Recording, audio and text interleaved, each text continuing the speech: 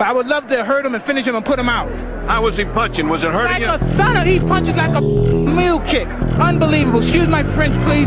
Oh, my God. It's time! You're listening to the Cage Nation TV Prizefight Podcast. Coming to you from the Coastal Cameron Studios in Wilmington, North Carolina. Are you ready? Here's your host, the big fella, Albert Cameron. Let's get it on!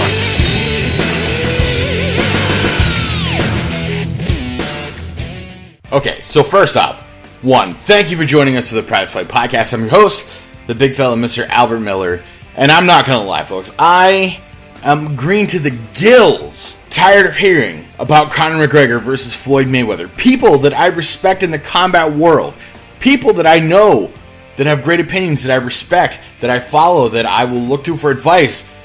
We're all over the place on this thing, and I'm just tired of hearing about it. Paulie Malignaggi, the video leaked, and there are threats being made, and it's all over the place. It's disgusting, and frankly, in 13 days, I cannot wait for this whole thing to be over. Win, lose, or draw, it's over. But about a year and a half, and then it's over. Also on the Prizefight Podcast today, the pretty boy Allen Crowder gets his shot at the UFC with the Dana White Contender Series. We're going to be taking a look at that. We're going to be talking about how the Contender Series is good for business, but might also be spelling the end for the Ultimate Fighter. All that and more right here on the Prizefight Podcast. Don't go nowhere. Hey everyone, while we're taking a break, we just want to remind you that right now we are looking for new people to join the Cage Nation TV roster of creators. We're looking for creators who have a fight circuit close to home, who have a sincere passion for combat sports, and would like to help us bring new territories to the forefront of our coverage. For more information, visit www.cagenationtv.com/opportunity/pioneer or send us an email at cagenationtv@gmail.com. Welcome back to the Prizefight Podcast. I was going to start off with talking about Mayweather versus McGregor, and I decided not to because it's my show, and I decide what the programming order is. So coming out of the break, I want to talk about something that makes me very, very happy. Should make you happy too. It kind of validates a lot of the points I've been bringing up every time I get behind the microphone or I get behind the camera, that local fights matter, boys and girls. They matter in a big way. They have global, national, regional implications in a big way. So the fights you're seeing in Altoona, Pittsburgh, Philly, Ohio, Cleveland, Raleigh, Wilmington, Fort Worth, Dallas, Los Angeles, for these smaller shows, they definitely matter. They definitely have big implications. So when I tell you guys, hey, go out and see all the local fights you can, I'm not telling you to do it because I'm getting paid to do it. I'm telling you to do it because I feel that as a fan of martial arts, of mixed martial arts, it is my obligation, my duty, my pleasure to do whatever I can to generate notice and generate some interest about the sport that I love. I mean, I do. It's the same reason why, we all watch SportsCenter. We watch, the football game. We follow college football, pro football, because it's for the love of the game, and that's what I do. Why I do what I do. It's for the absolute love of the sport. So instead of getting my blood boiling about Mayweather versus McGregor, I thought I would open up about the Contender Series. Specifically, the Contender Series is going to be featuring the Pride of Bloomfield, Mark Cherico, and the pretty boy Allen Crowder here very, very shortly. Those are two guys that have been huge talking to us. We talked to both Mark Cherico and Allen Crowder here on the Prizefight Podcast. I've talked to Mark Cherico on Cage Nation TV, being at the Pinnacle FC fights. I ran into Allen Crowder. These guys are so gracious for the opportunities they've received. And, I have very, very high hopes that they're going to go out there and do absolutely incredible things. And they are both very accessible folks. Mark Cherico will talk to absolutely anybody outside of a fight, and so will Allen Crowder.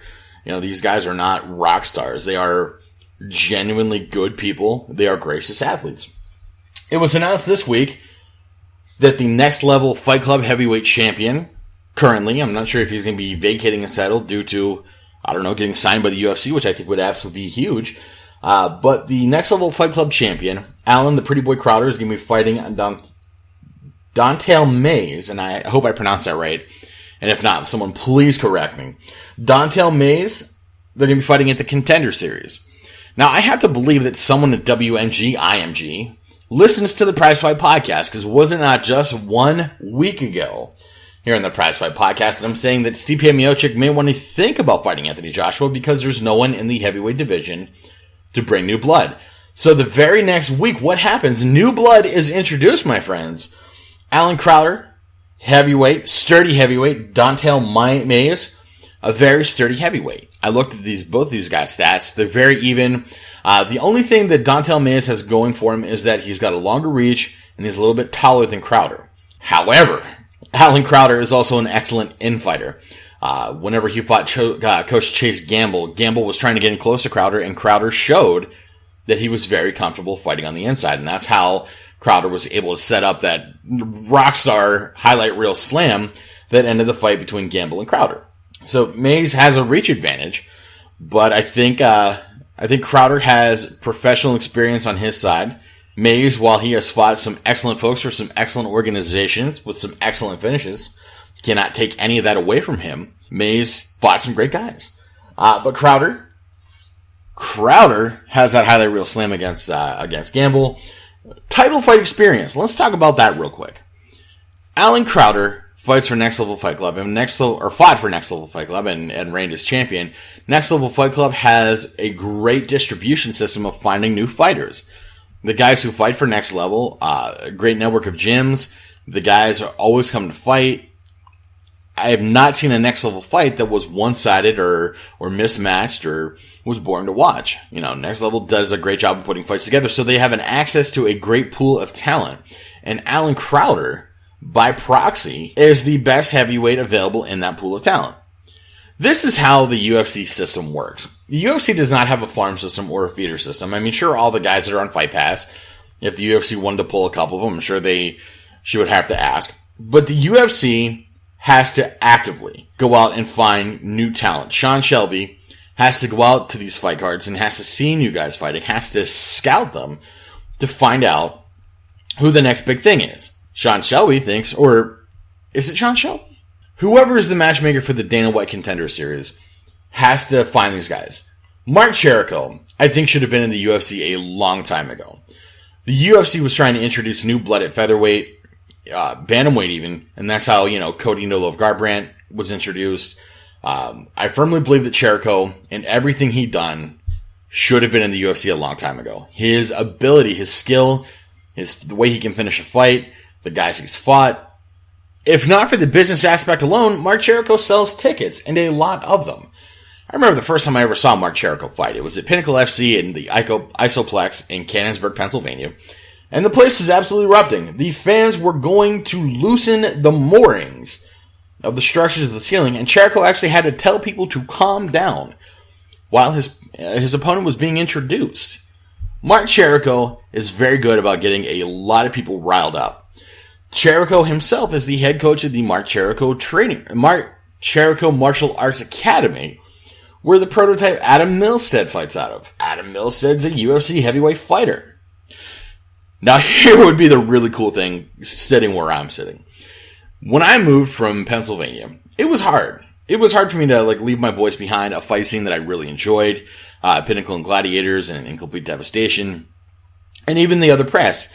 The guys at Steel Nation Magazine, or Jamie Chesney in Your Face, or, Alan Levine and Smoking Jim Frazier. Those were guys I enjoyed seeing at fights every time, and of course, Rob Lynn and Drew and Cass, those were guys I enjoyed seeing. But I come down south, and the Southern combat sports, I don't know if it's just because the Southern people or what the case is, but they allowed me to exist in their universe.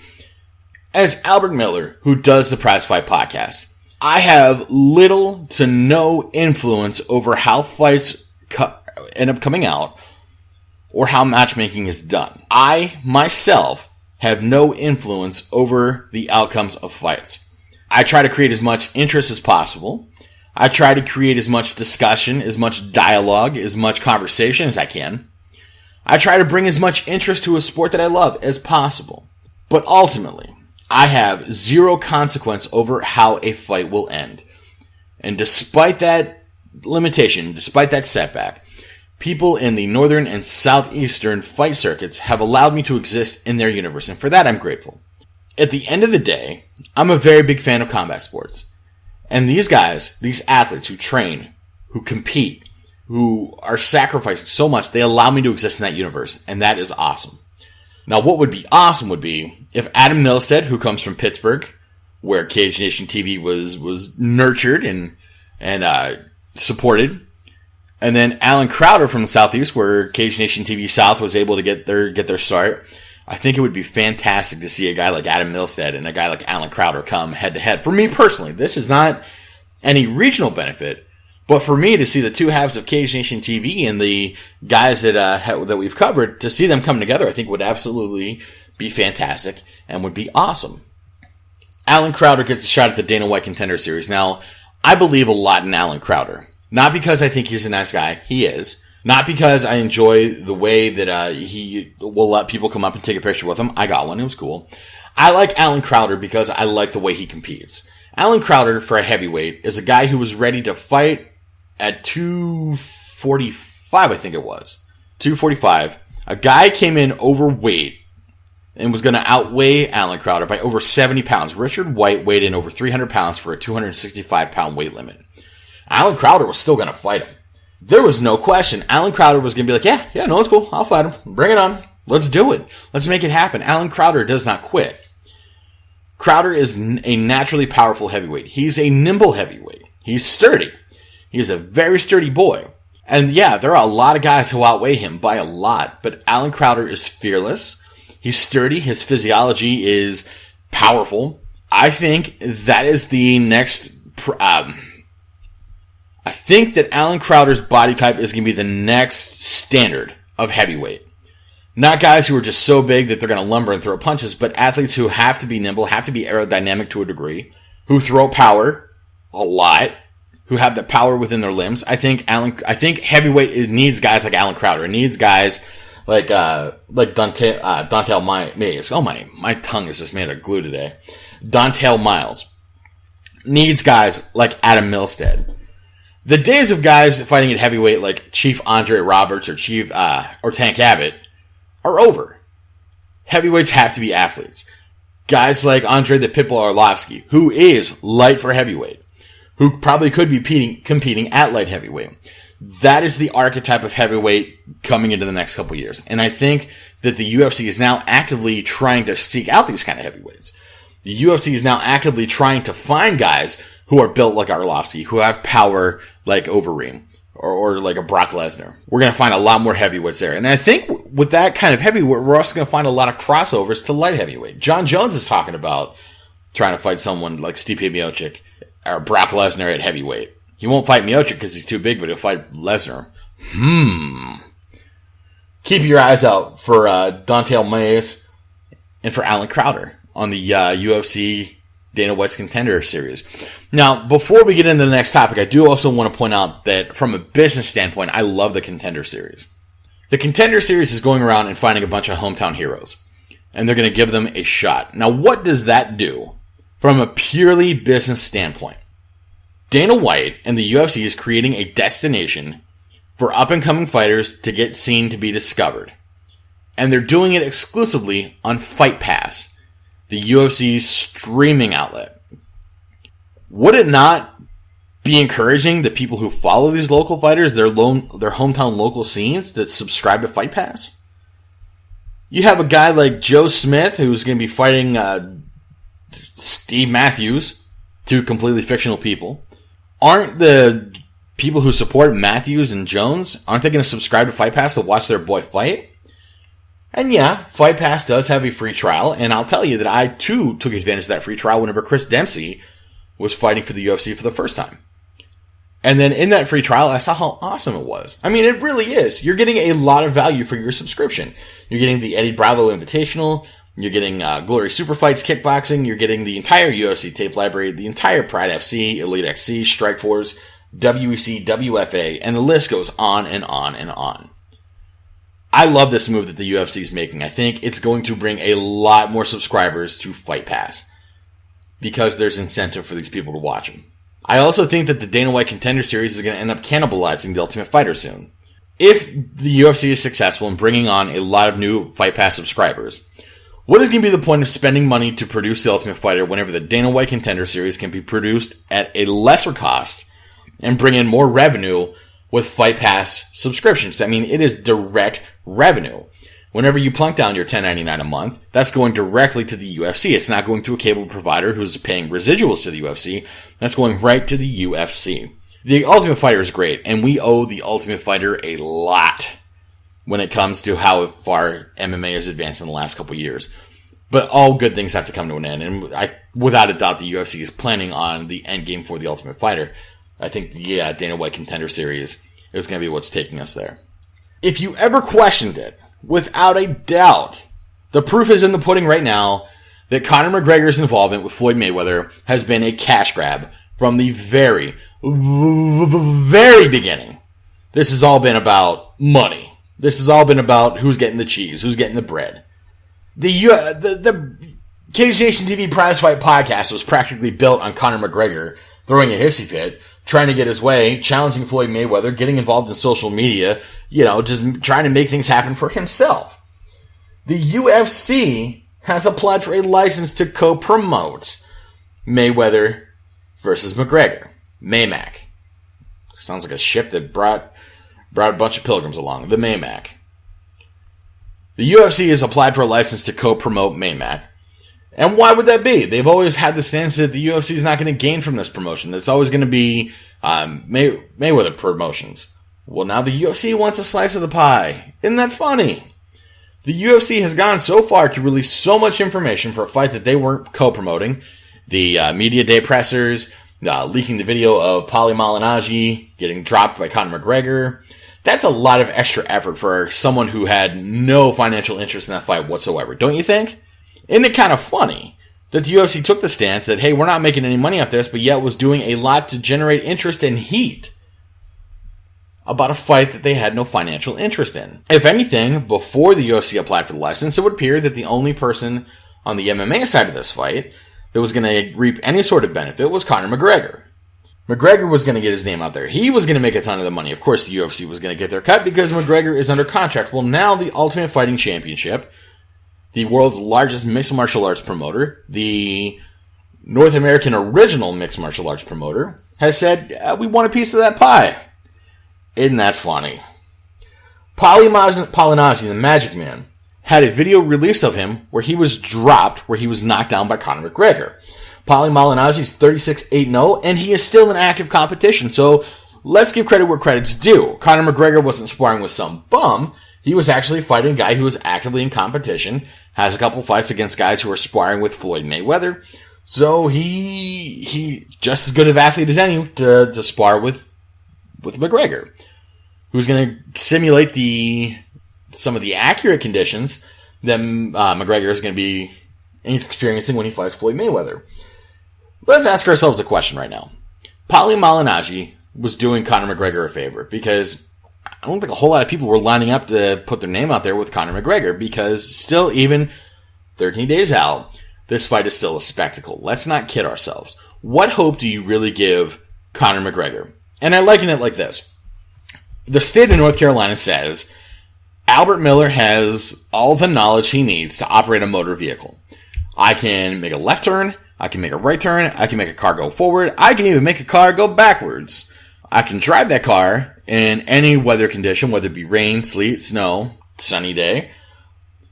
I have successfully obtained the skills to operate a motor vehicle according to the states of Pennsylvania and North Carolina.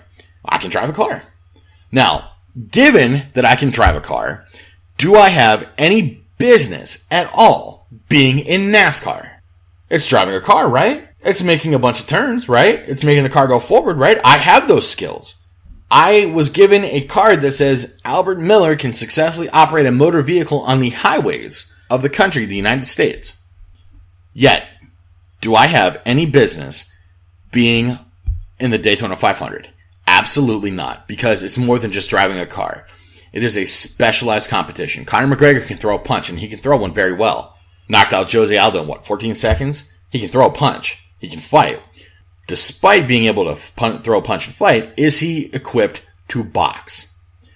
Can he compete on the same level as one of the world's best boxers? It comes down to, yeah, I'm an okay driver, but am I ever going to beat, Dale Earnhardt in a race?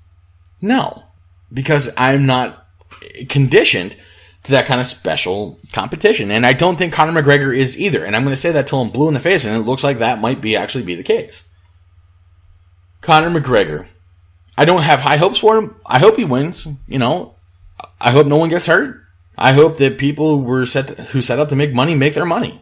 I have genuine hopes for the personal benefit of the people involved in the sports that I love. Am I emotionally invested in this fight? No, absolutely not. Do I think this fight makes sense? No, but people do. People think that they can make money off this fight, and they will. Truth be told, the fight will make money. We are talking about the fight so much, and the fact that I'm wasting lungs space on this fight yet again is a testament that this fight has interest. They're going to make money off of it. So job well done. The fight doesn't even happen, and we're already convinced it's going to be a success. Paulie Malignaggi gets dropped by Conor McGregor. Now let's ask ourselves, does that drop Paulie Malignaggi's stock in the world of combat sports? If you're a boxing promoter, are you going to say, hey, you know what, let's get that Malignaggi kid on the card. I heard he did great things. Let's get someone call Malignaggi's people. Or do you look at the kid as kind of like tainted? Like, oh, he was involved with Conor McGregor.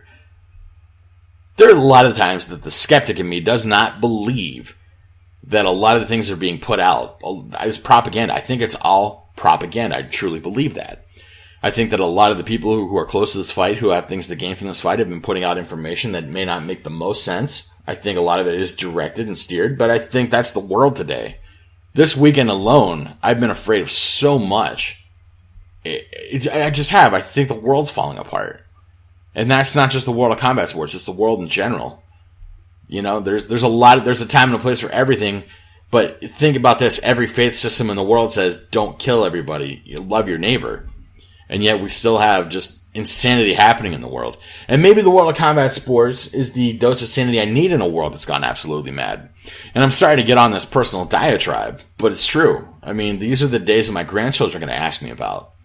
And I'm going to be able to tell them, hey, I was able to stay sane by diving headfirst in the world of combat sports. That hometown heroes like Allen Crowder and Mark Cherico were following their dream. They were making it work. So while the world's going to hell in a handbasket, guys were still out there chasing the dream despite fear.